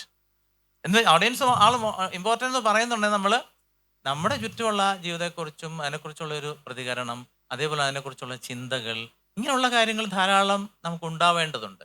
അതേപോലെ തന്നെ നമ്മുടെ നേരത്തെ പറഞ്ഞു കൾച്ചറൽ പോളിസിയെക്കുറിച്ച് പറയുന്ന 2 കാര്യങ്ങളുണ്ട്. ഒന്ന് പലപ്പോഴും നമ്മളിപ്പോൾ ഈ അഡ്മിഷനൊക്കെ ഇൻ്റർവ്യൂ നടത്തുന്ന ചോദിക്കും എത്ര നാടകങ്ങൾ കണ്ടിട്ടുണ്ടെന്ന് ചോദിക്കും. ഒരു സ്റ്റുഡൻറ്റ് വരുന്നുണ്ട്. നമ്മൾ വളരെ ഷോക്കിംഗ് ആയിട്ടുള്ള ചോദ്യം അവിടെ തിരിച്ചു വെക്കും, ഞങ്ങളിത് എവിടെ പോയി കാണും. ഓക്കെ, ഇത് കാണാൻ ഒരു സൗകര്യം. ഇപ്പോൾ ഉദാഹരണത്തിന് ഇപ്പോൾ നമ്മളിപ്പോൾ ഇവിടുത്തെ ഒരു കുട്ടിയോട് ചോദിക്കും, ഡിഗ്രി കഴിഞ്ഞൊരു കുട്ടിയോട് ചോദിക്കും എത്ര നാടകങ്ങൾ, അവിടെ ഒരു കൾച്ചറൽ ലിറ്ററസിയെ കുറിച്ച് ആലോചിക്കുകയാണെങ്കിൽ എത്ര നാടകങ്ങൾ കണ്ടിട്ടുണ്ട്, എവിടെയാ കാണാൻ പറ്റുക? സത്യം. കാരണം എപ്പോഴെങ്കിലും വന്ന് വീഴും, നേരത്തെ മഴ പോലെ വരുന്ന ഒരു ഫെസ്റ്റിവൽ അല്ലെങ്കിൽ എവിടെയെങ്കിലും ഒരു നാടകം ഉണ്ടാവും, അത് കാണുന്നു പോകുന്നു. എനിക്കൊന്ന് അങ്ങനെ ഒരു പോളിസിയിൽ നമ്മളിപ്പോൾ ഒരു 10ാം ക്ലാസ് വരെ പഠിക്കുന്ന ഒരു കുട്ടി മിനിമം എത്ര നാടകങ്ങൾ കണ്ടിരിക്കണം എന്നുള്ളൊരു മാൻഡേറ്ററി ആയിട്ടൊരു പോളിസി ഉണ്ടാവണം. എഡ്യൂക്കേഷണൽ പോളിസി അല്ലെങ്കിൽ കൾച്ചറൽ പോളിസിയിൽ അതുണ്ടായാൽ I think the scene will change. Yes. ദീപചേട്ടനോടും കൂടി ഇപ്പോൾ സാറ് പറഞ്ഞതിനായിട്ട് കണക്ട് ചെയ്ത് തന്നെ ചോദിക്കുന്നത്, ഇപ്പം ഇത്തരം ഒരുപാട് ഫെസ്റ്റിവലുകൾ നാടകത്തിന് ബേസ് ചെയ്ത് ഉണ്ടാവുകയാണെങ്കിൽ, ഇപ്പോൾ കോർപ്പറേറ്റ്സ് തന്നെ ഫെസ്റ്റിവലുകൾ ഉണ്ടാവുകയാണെന്ന് വിചാരിക്കുക, ഈ സ്ഥിതിക്ക് മാറ്റം ഉണ്ടാവുമെന്ന് വിചാരിക്കുന്നുണ്ടോ? നാടകങ്ങൾ കളിക്കാനുള്ളൊരു അവസരമായി തീരും പുതിയ ഫെസ്റ്റിവൽ ഉണ്ടാവുകയാണെങ്കിൽ. അരങ്ങുകൾ ഉണ്ടാവും സമയത്ത്. പക്ഷേ തോന്നുന്നത് ഇതെല്ലാം നാടകം ആദ്യം ഉണ്ടാകണം. നാടകം ഉണ്ടാകണമെങ്കിൽ നാടകം കളിക്കാനായിട്ടുള്ള ആളുകൾ ഉണ്ടാകണം, അതിന് തയ്യാറായിട്ടുള്ള ചെറുപ്പക്കാരുണ്ടാകണം. നാടകം എന്ന കലാരൂപം ഒരു അറിവിൻ്റെ മേഖലയാണെന്ന് തിരിച്ചറിവ് ഉണ്ടാവുകയും ആ തരത്തിൽ ഇവിടുത്തെ അക്കാഡമിക് സ്ഥാപനങ്ങൾ അതിൽ പുതിയ ഇടങ്ങൾ തുറക്കണം. നമ്മൾ ഈ വർഷങ്ങൾക്കൊക്കെ ശേഷം ഒരു ഡ്രാമ സ്കൂളാണ് നമുക്ക് തൃശ്ശൂരുള്ളത്. അവിടെ 15 പേർക്കാണ് സീറ്റ് കൊടുക്കുന്നത് തോന്നുന്നു, 15-20 പേർക്ക് എന്ന് പറഞ്ഞാൽ കേരളത്തിൽ 20 പേരാണ് ഒരു വർഷം നാടകം പഠിച്ച് പുറത്തിറങ്ങുന്നത്. അല്ലെങ്കിൽ കാലടിയിൽ ഒരു നാടക സ്ഥാപനം പോലെയുണ്ട്. അപ്പൊ ഇത്രയും വളരെ ചെറിയ ആളുകളാണ് സംഭവിക്കുന്നത്. ഞാൻ പറഞ്ഞു പുറത്തു വരുന്നത് ആ നേരത്തിലൊക്കെ. അതിൽ തന്നെ അതുപോലെ തന്നെ പുറത്തിറങ്ങുന്ന ആൾക്ക് നാടകം ചെയ്യാനുള്ള അവന്യൂകളില്ല, റിഹേഴ്സ് ചെയ്യാനുള്ള സ്പേസുകളില്ല, അത് പ്രൊഡ്യൂസ് ചെയ്യാനുള്ള പണമില്ല, അത് കളിക്കാനൊരു ഇടമില്ല. ഇങ്ങനെ തുടങ്ങി ഒരു വലിയൊരു ചങ്ങലയാണ് ഈ പ്രശ്നം. പക്ഷെ നമ്മൾ ഈ പറയുന്ന കാര്യങ്ങൾക്കെല്ലാം പെട്ടെന്ന് ഒരു ഉത്തരവൊന്നും ഉണ്ടായിക്കൊള്ളുന്നില്ല. കാരണം അങ്ങനെയൊക്കെ തന്നെയാണ് സജിത പറഞ്ഞൊരു വലിയ പ്രധാനപ്പെട്ട കാര്യം, പോയിന്റാണ്. അതായത് ഇതൊക്കെ നമ്മൾ പറയുമ്പോൾ തന്നെ ഇന്ത്യയിൽ ഏറ്റവും അധികം നാടക പ്രവർത്തനങ്ങളും ഫെസ്റ്റിവലുകളും സർക്കാരിൻ്റെ സഹായവും ഒക്കെയുള്ള ഒരു ഇടമാണ് കേരളം. ഇത് also reality, you should accept that. അപ്പോൾ ആ തരത്തിലൊക്കെ നമ്മൾ ഇങ്ങനെ ഒരു ഡിസ്കഷൻ തന്നെ ഉണ്ടാവുള്ള കാരണം അങ്ങനെ ഒരു കോണ്ടെക്സ്റ്റിലാണ്. കാരണം ഇങ്ങനൊരു പ്രധാനപ്പെട്ട ഒരു ഫെസ്റ്റിവലിനകത്ത്, ലിറ്ററേച്ചർ ഫെസ്റ്റിവലിനകത്ത് നാടകത്തിൻ്റെ ഒരു പ്രാധാന്യത്തെക്കുറിച്ച് നമ്മൾ കൂടിയിരുന്ന് സംസാരിക്കുന്നത് തന്നെ ഒരു വലിയ കാര്യമാണ്. അത് കേരളത്തിൽ സംഭവിക്കുന്ന കാര്യമാണ്. എനിക്ക് തോന്നുന്നതിൻ്റെ ഒരു വലിയൊരു ചുഴി പോലെയാണ് എനിക്ക് പലപ്പോഴും ഇതിനെക്കുറിച്ച് സംസാരിക്കുമ്പോൾ തോന്നാറുള്ളത്. ഒരു പിടി കിട്ടാത്ത പോലെ ഇങ്ങനെ ചുഴിയായി ഇങ്ങനെ പോവുകയാണ്. എവിടെ നിന്നാണ് തുടങ്ങേണ്ടത്, എവിടെയാണ് പിടിക്കേണ്ടത് നമുക്കറിയില്ല ഈ കാര്യത്തിൽ. എനിക്ക് തോന്നുന്നു അതിൽ ഈ പറയുന്ന പോലെ ഒരു കൂട്ടായിട്ടുള്ള പരിശ്രമം ആണ് വേണ്ടത്. സർക്കാരിൻ്റെ പക്ഷത്തു നിന്നുണ്ടാവുന്ന ചില ഇടപെടലുകൾ തീർച്ചയായിട്ടും അത് വളരെയധികം ഗുണകരമായി തീരും. അതൊരു പോളിസി, കാരണം ഈ സർക്കാരിൻ്റെ കയ്യിലാണല്ലോ ഈ സമ്പത്തും സംവിധാനങ്ങളും ഒക്കെ ഇരിക്കുന്നത്. അപ്പോൾ അതുകൊണ്ട് സർക്കാരിൻ്റെ ഒരു വളരെ പോസിറ്റീവായിട്ടുള്ള ഇടപെടലാണ് എനിക്ക് തോന്നുന്നു കലാവേദിക്ക്, നാടകവേദിക്കൊക്കെ വേണ്ടത് എനിക്ക് തോന്നുന്നു. ഒരു ചെറിയൊരു കാര്യം കൂടി പറയട്ടെ. ഇപ്പം കഴിഞ്ഞ വർഷത്തെ ഒരു വളരെ സീരിയസ് ആയിട്ടുള്ള ഒരു പോളിസി ഡിസിഷനായിരുന്നു ഈ കൾച്ചറൽ ഹബ്ബ് ഉണ്ടാക്കുക എന്നുള്ളത്. ഞാൻ ആ കൊല്ലത്തെ ഹബ്ബിൽ പോയിട്ടില്ല. അപ്പോൾ ദീപനത് പറയുമ്പോൾ ഉള്ളൊരു ടെൻഷൻ എന്താ വെച്ചാൽ നമ്മൾ എല്ലാ ജില്ലകളിലും ഈ കൾച്ചറൽ ഹബ്ബ് ഉണ്ടാക്കാൻ വേണ്ടി തീരുമാനിച്ചിരിക്കുകയാണ്. ഇത് യാതൊരു കൺസൾട്ടേഷനും ഇല്ലാതെ, ഒരു തിയേറ്റർ ആർക്കിടെക്ട്സിൻ്റെ ഒന്നും സപ്പോർട്ട് സിസ്റ്റം ഇല്ലാതെയാണ് നമ്മളിത് ചെയ്യുന്നത്. അപ്പോൾ ഇത് ആർക്ക് വേണ്ടിയാണ് നമ്മളിത് ചെയ്യുന്നത് എന്നുള്ളൊരു ചോദ്യം ഉണ്ടല്ലോ. അപ്പോൾ യഥാർത്ഥത്തിൽ കേരളത്തിൽ ധാരാളം കാര്യങ്ങൾ നടക്കുന്നുണ്ട്. ഒരു വിഷൻ ഉണ്ടെങ്കിൽ തന്നെ കുറേ കാര്യങ്ങൾക്ക് സപ്പോർട്ട് ഉണ്ടാക്കിയെടുക്കാൻ വേണ്ടി സാധിക്കും. അതെവിടെയോ ലാക്ക് ചെയ്യുന്നത്. ഇപ്പം നമ്മളെങ്ങനെ വെച്ചാൽ പാതി വഴി വരെ നമ്മൾ നടക്കുന്നുണ്ട്. അപ്പം നമ്മൾ ഓക്കെ ഗംഭീരമായിട്ട് കാര്യങ്ങൾ പോയിക്കൊണ്ടിരിക്കുകയാണ്. പക്ഷെ എവിടെയോ വെച്ചിട്ട് അങ്ങോട്ട് കംപ്ലീറ്റ്ലി അങ്ങോട്ട് വിട്ടേച്ച് പോകും. ഇതാണ് സംഭവിക്കുന്നത്. അപ്പം കേരളത്തിൽ നമ്മൾ ഒരു ഭാഗത്ത് നമ്മൾ പറയും കേരളം വളരെ മുന്നിലേക്ക് കാര്യങ്ങൾ കൊണ്ടുപോകുന്നുണ്ട്. പക്ഷേ ഈ കൊണ്ടുപോകുന്നതൊക്കെ പകുതി വഴിക്ക് ഇട്ടിട്ട് അതിൻ്റെ ഒരു പൂർണ്ണമായുള്ള വിഷൻ ഇല്ലാത്തത് കൊണ്ട് ഇല്ലാതെയായി പോകുന്ന ഒരു അവസ്ഥയും കൂടിയുണ്ട്. അത് പരിഹരിക്കാൻ നമുക്ക് പറ്റണം. ഇത് സമയം ഏതാണ്ട് അവസാനിക്കുകയാണ്. നമുക്ക് കുറച്ച് ഓഡിയൻസിൻ്റെ അടുത്തും കൂടി നിങ്ങളുടെ കൂടി ചോദ്യങ്ങൾ ചോദിച്ചുകൊണ്ട് അതിന് ആൻസർ പറഞ്ഞുകൊണ്ട് നമുക്ക് കൺക്ലൂഡ് ചെയ്യാം. സാർ, എൻ്റെ പേര് ഗുരുപാർവൺ. ഞാനും പഠിക്കുന്ന 5ാം ക്ലാസ്സിലാണ്. അപ്പോൾ എൻ്റെ ചോദ്യം എന്ന് പറഞ്ഞാൽ, അപ്പോൾ സാറ് പറഞ്ഞ പോലെ തന്നെ പണ്ടെന്ന് പറഞ്ഞാൽ ഈ നാടകവേദിയിൽ നാടകം നല്ലതാണെങ്കിൽ അത് ഫ്രീ ആയിട്ട് വേദികളെ കൊടുക്കുമായിരുന്നു. പക്ഷേ ഇപ്പം ഫണ്ട് കുറവാണ് നമ്മുടെ നാടകത്തിന്. പിന്നെ വേദികൾക്ക് ചിലവ്, പിന്നെ ആർട്ടിസ്റ്റുകൾ, ഇതെല്ലാം വളരെ ചുരുക്കമാണ്. അപ്പം ഈ കേരള സർക്കാരിന് ഈ നാടകത്തിൻ്റെ കേരളത്തിൽ നാടകത്തിൻ്റെ പുരോഗതിക്ക് വേണ്ടി എന്തോ ചെയ്യാൻ പറ്റുമെന്നുള്ളതാണ് എൻ്റെ സംശയം. ഇത്ര നേരം നമ്മൾ സംസാരിച്ചത് അതിനെ കുറിച്ചാണ്. എന്നാലും അവൻ്റെ ഒരു ചോദ്യത്തിന് മറുപടി ദീപൻ ചേട്ടാ. ഇത് റെക്കോർഡ് ചെയ്ത് നമ്മൾ സജി സാറിന് അയച്ചു കൊടുക്കാം, സാംസ്കാരിക വകുപ്പ് മന്ത്രിക്ക്. മറുപടി പറയട്ടെ. മറ്റാരെങ്കിലും? ഖസാക്കിൻ്റെ ഇതിഹാസം ഞാനും ഭാര്യയും എൻ്റെ 2 കുട്ടികളുമായിട്ടാണ് വന്ന് കണ്ടത്. എൻ്റെ വൈഫ് മരിച്ചിട്ട് 4 വർഷമായി. ഇന്നും എൻ്റെ മനസ്സിനകത്ത്, എൻ്റെയും കുട്ടികളുടെ മനസ്സിനകത്ത് വളരെ ഗോൾഡൻ മൊമെൻറ്റ്സ് ആയിട്ട് ആ നിമിഷങ്ങൾ ഇപ്പോഴും വെച്ചൊക്കെയാണ്. Thank you sir, thanks from my heart. അതുപോലെ അപ്പോഴും തന്നെ മേഡത്തിൻ്റെ ദേവിയായിട്ടുള്ള ഒരു ഞാൻ മനസ്സുകൊണ്ട് കാലിത്തൊട്ട് തൊഴുതു. അപ്പം ഞാൻ പറയണം, അതേപോലുള്ള നല്ല പാർട്ടിസിപ്പേഷൻ ആയിരുന്നു.